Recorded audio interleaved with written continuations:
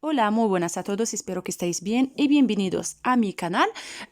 Vamos a hacer un dulce riquísimo que es baklavas con pistachos y con la masa filo, con todos los pasos que necesitáis para hacer. Está súper fácil y súper rico. dale like al vídeo y quédate conmigo hasta el final. السلام عليكم، نتمنى تكونوا مزيانين بخير وعلى خير. غادي ندير معكم بقلاوه بالبيستاش، وتقدروا ديروها باي فواكه جافه اخرين بجميع المراحل اللي غادي تحتاجوهم باش ديروها. وصراحه كيجيو لذاذين بزاف وكيجيو زوينين. ما تنساوش ديروا لايك للفيديو وبقاو معايا حتى الاخر باش تشوفوا الطريقه والمقادير. vamos a necesitar la masa filo. yo la compro de Mercadona. غادي تحتاجوا هاد الورقه ديال الفيلو، راها كاينه المهم هنا في اسبانيا في ميركادونا ومتواجده في جميع المحلات. غادي نحتاجوا بيستاج، انايا حمرته واحد شويه وطحنته، ما زدتلو حتى شي حاجه اخرى حيت بغيتو ناتورال، ما بغيتش ندير فيه السكر. vais a necesitar pistachos. yo le he tostado un poco y no le he añadido nada más ni azúcar ni nada porque lo quiero natural, pero lo podéis añadir a gusto. تقدروا تزيدوا السكر حسب الذوق. المهم الكميه نتاع البيستاج على حسب كيفاش بغيتو ديك البقلاوه معمره، يعني ما كاينش كميه معينه. también vamos a necesitar مانتيكيا ديريتيدا. غادي نحتاجو زبده دايبه، بانسو، واحد البينتشو، هذا العمود هذا ديال الشوا من الاحسن يكون غليظ. vamos a necesitar un pincel y un pincho. Pues yo voy a hacer dos tipos, por eso cuando la abro la voy a repartir en dos. المهم البنات انا غادي ندير جوج الانواع د البقلاوه، غادي نقسمها على زوج حيت بغيت ندير جوج ديال الانواع. المهم تقسموها على هذا الشكل هذا وصافي. هاد لابارتي غادي نغوارديوها باش ما تنشفش. vamos a guardar la mitad para que no se seca así en el plástico y vamos a trabajar con esta. vamos a coger una bandeja así. غادي تاخذوا شي صينيه اللي تدخل الفران، غادي نخدموا فيها ديريكت. vamos a trabajar en ella directamente. ponemos un poco de mantequilla para que se quede muy bien pegada a la hoja. غادي ديروا لها زبده باش الورقه تلصق عليها مزيان، وغادي تاخذوا الورقه الاولى غتحطوها على هذا الشكل هذا. vais a coger la primera hoja, la vais a dejar en la bandeja así y la vais a poner mantequilla. غادي تدهنوها مزيان بالزبده. المهم البقلاوه نتوما عارفين ما بين كل ورقه وورقه خصكم تدهنوا بالزبده. bueno la baklava ya sabéis que entre cada hoja y hoja tenéis que poner mantequilla. pues he puesto la segunda hoja. المهم البنات انا درت الورقه الثانيه وغادي ندهنها عاوتاني بالزبده. y siempre pongo mantequilla muy bien y voy a poner pistachos. le voy a añadir ahora un poco de mantequilla así, una cuchara más o menos, y unas 2 cucharas pequeñas de agua de azahar. غادي البنات هذاك البيستاشو زدت له واحد المعلقه تقريبا ديال الزبده، وغنزيد له واحد 2 معالق ديال المزهر، يعني غير باش يجيني شويه معلك. ولا بغيتو ما ديرولوش، سينو كريس ponerle nada, lo podéis dejar natural. pues vais a mezclarlo bien para que se quede muy bien mojado. غادي تحركوه مزيان المهم البنات حتى يدخل ديك الزبده وداك المزهر فيه وصافي. غادي تبداو تخدموا به على هذا الشكل هذا. غادي ديروا واحد الطبقه رقيقه دابا ديال بيستاشيوس فوق هذوك الورقات. ahora vais a poner una capa fina de pistachos así. vais a poner otra hoja de esta manera. غادي ديروا عاوتاني ورقه اخرى. la vais a poner mantequilla así. غادي تدهنوها عاوتاني بالزبده.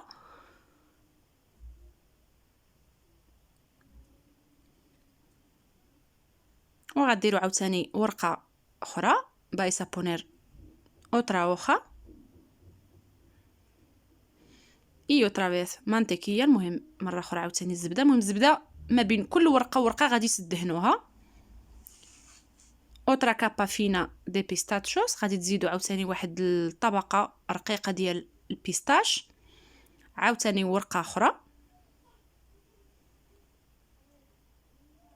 وعاوتاني تدهنوا بالزبده. vais a poner otra hoja y mantequilla.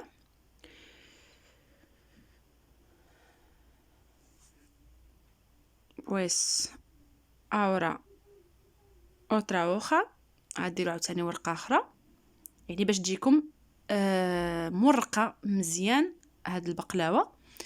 y ahora vais a poner muy buena cantidad de pistachos. المهم دابا غادي ديروا واحد الطبقه يعني تكون شويه غليظه ديال البيستاش، مهم السمك اللي بغيتو. Bueno, la cantidad que queráis, el más importante que sea más gorda que las otras capas. Y vais a poner una hoja así، غادي تزيدوا عليها واحد الورقه بحال هكذا. Bueno, esta hoja la vais a dar la vuelta así para que se quede muy bien pegada y os facilita el trabajo. غادي ديك الورقه تقلبوها باش تلصق مزيان على داك البيستاتشوس وتسهل عليكم الخدمه. وصافي غادي تكملوا بنفس الطريقه، ديروا ورقه بورقه ودهنوا ما بيناتهم. vais a seguir hacer lo mismo, poner hoja por hoja y siempre mantequilla entre cada hoja y hoja, así. Ahora una capa fina de pistachos، دابا واحد الطبقه رقيقه ديال البيستاش. يعني بهاد الطريقه هذه غادي يعني تجيكم بقلاوه معمره مزيان بالبيستاش، ماشي كما ديروا غير بزاف ديال الطبقات ديال الورقه وديروا ديك الطبقه اللي تكون غليظه غير في الوسط، هكا تجيكم حسن. A esta manera de poner entre cada dos hojas una capa fina de pistachos es mejor y más rica. Pues continuamos así. غادي تكملوا بحال هكذا. غادي تدهنوا مزيان الورقات ديالكم. poner muy bien la mantequilla y esta la última hoja. هذه هي الورقه التاليه. المهم هذه خصها تدهن مزيان بالزبده. esta última capa la tenéis que ponerle muy buena cantidad de mantequilla. Y bueno, ya está. Ahora la vamos a cortar. Lo podéis cortar como queráis, cuadrados, rectangulares. Yo la voy a cortar triángulos. المهم البنات تقطعوها كيف ما بغيتو، مثلثات، مربعات، ولا اللي بغيتو. انا نقطعها على هذا الشكل هذا حيت بغيتهم يجوني على شكل مثلث. المهم التقطاع كيبقى اختياري كيف ما بغيتو تقطعوها نتوما، بغيتو ديروهم صغار، بغيتوهم كبار. el tamaño también de las piezas es a vuestro gusto, pequeños, grandes, lo que queráis.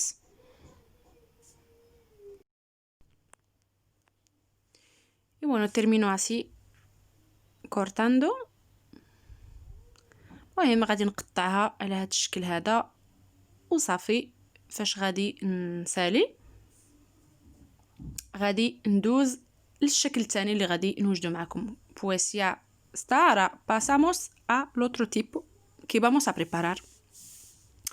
Pues voy a coger una hoja así, le pongo mantequilla. غادي تاخذوا واحد الورقه على هذا الشكل هذا وغادي ديروا لها دهنوها مزيان بالزبده. غادي تجيبوا ورقه اخرى تحطوها فوق منها. vais a coger otra hoja y le vais a poner encima de ella así. otra vez mantequilla. غادي تدهنوا عاوتاني بالزبده لهذا الشكل هذا. وغادي دابا تجيبوا شويه ديال البيستاش وديروا واحد الخط بحال هكذا. vais a poner así una línea de pistachos. arregláis bien así y doblar a esta manera y poner البالو. غادي تدوبليوها على داك الشكل وتحطوا هذاك العمود باش يعني تسهل عليكم باش تدوروها. poner así un poco de pistachos. غادي ديروا شويه ديال البيستاش على هذا الشكل هذا وغادي تبقاو تلويو y vais enrollando hasta el final. غادي تلويوها على هذا الشكل هذا. غادي تسدوا مزيان هكذا بالزبده باش ما تسحلش. vais a poner un poco de mantequilla para que no se abre y vais apretando así los lados para darle la forma arrugada. غادي تضغطوا عليها كيف ما شفتوا باش تعطيو هذاك الشكل بحال المكمش. وغادي تحيدوا داك البالو. ودابا غادي نعاود ندير معكم واحده اخرى بنفس الطريقه. را voy a hacer otra más con vosotros de la misma manera. solamente tenéis que ver bien todos los pasos. المهم البنات غادي نعاود لها نفسها، غير خصكم تشوفوا مزيان الطريقه والمراحل كامله، راها سهله الصراحه.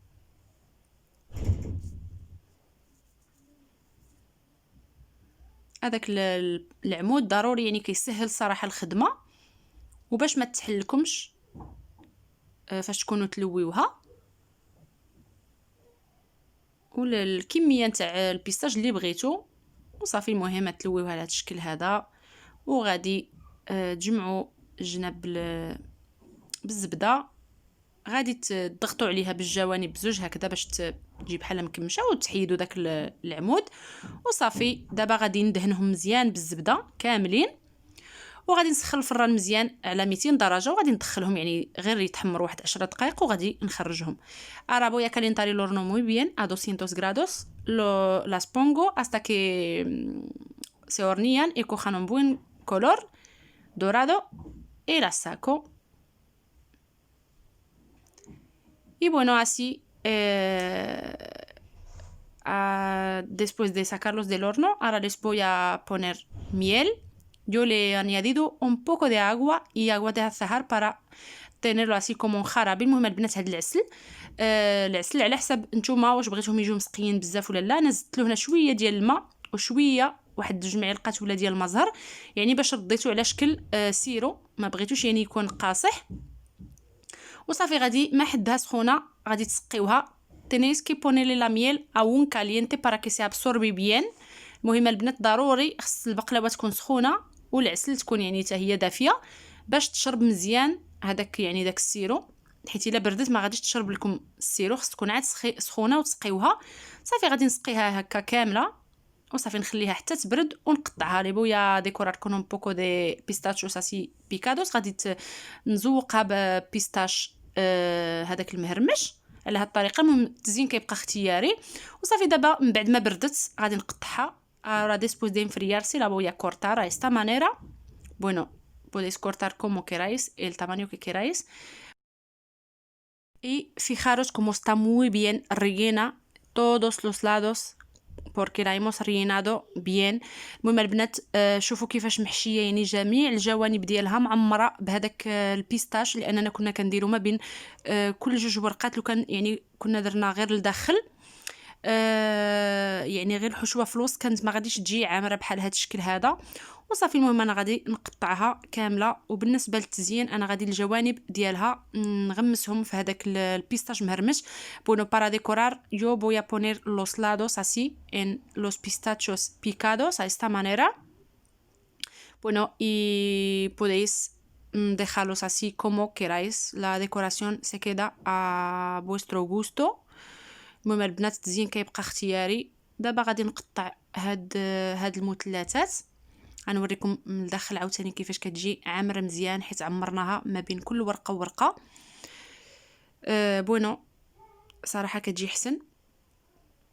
pues os enseño cómo está muy bien rellena por dentro porque la hemos rellenado en cada dos hojas. y bueno, ha sido este el resultado final. Espero que os haya gustado mis baklavas y mi manera de explicar et de trabajar. المهم البنات هذا هو الشكل النهائي ديال البقلاوه ديالي. نتمنى تكون عجبتكم الطريقه ديال الشرح ديالي والطريقه ديال الخدمه وان شاء الله تجربوها وتعجبكم. وكيف ما قلت لكم تقدروا تجربوها باي نوع ديال الفواكه الجافه. تقدروا ديروها باللوز بالقرقاع بالكاوكاو اللي بغيتو. pues estas baklavas las podéis hacer con cualquier otro tipo de frutos secos, almendras, cacahuetes, nueces, lo que queráis. pues espero que os haya gustado el vídeo y la receta y nos vemos en otro nuevo vídeo y una nueva receta. Muchísimas gracias a todos. المهم البنات نتمنى نتلاقاو في فيديو جديد وفصفه جديده ان شاء الله. وما تنساوش تخليو لايك واشتراك وشكرا لكم كاملين. مع السلامه.